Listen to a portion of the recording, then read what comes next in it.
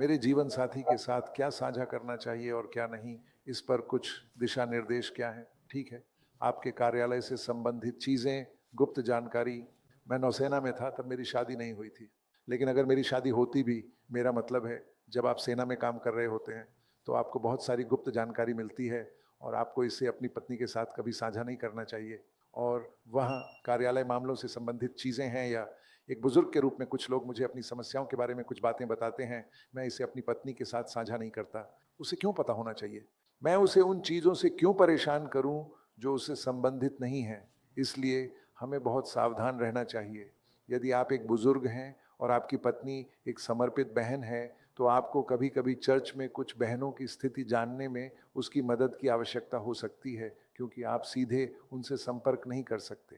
इसलिए वहाँ आपके जीवन साथी के साथ साझा करने की आवश्यकता हो सकती है, यदि आपका जीवन साथी वास्तव में आध्यात्मिक रूप से विचारशील है। लेकिन अगर आपकी पत्नी आध्यात्मिक रूप से विचारशील नहीं है, तो मुझे नहीं लगता कि आप चर्च में किसी भी बहन के बारे में उससे परामर्श कर सकते हैं। आपको शायद किसी अन्य बुजुर्ग से पूछना होगा कि वह अपनी पत्नी से पूछे कि अन्य बहनों के साथ चीज़ें कैसी हैं।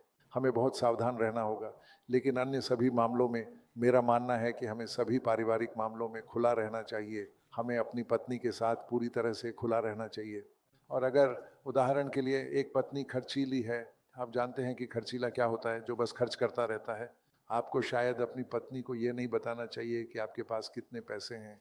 बेहतर है कि उसे यह ना पता चले कि आपके पास कितने पैसे हैं, नहीं तो वह बस फिजूल खर्ची करेगी।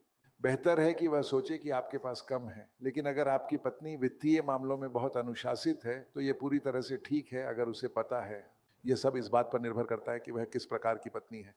तो ये कुछ दिशा निर्देश हैं कि आप अपने जीवन साथी के साथ कितना साझा करते हैं।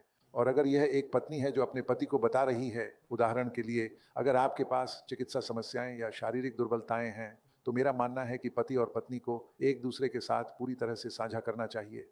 उनकी कुछ कमजोरी या कुछ संघर्ष जो उनके पास किसी क्षेत्र में है, जो भी संघर्ष हो, अगर हम और जितना करीब आप पति और पत्नी के रूप में हैं, आप जानते हैं, आप अपने साथी के साथ ईमानदार हो सकते हैं। अपने साथी के साथ अपने परिवार के बारे में ऐसी बातें साझा करने में सावधान रहें, जो उसे आपके परिवार के प्रति बुरा प्रतिक्रिया दे सकती हैं, अगर वह आध्यात्मिक रूप से विचारशील व्यक्ति नहीं है। इसलिए अपने परिवार के साथ विश्वासघात न करें और अपने परिवार और अपने पति के बीच अधिक तनाव न पैदा करें।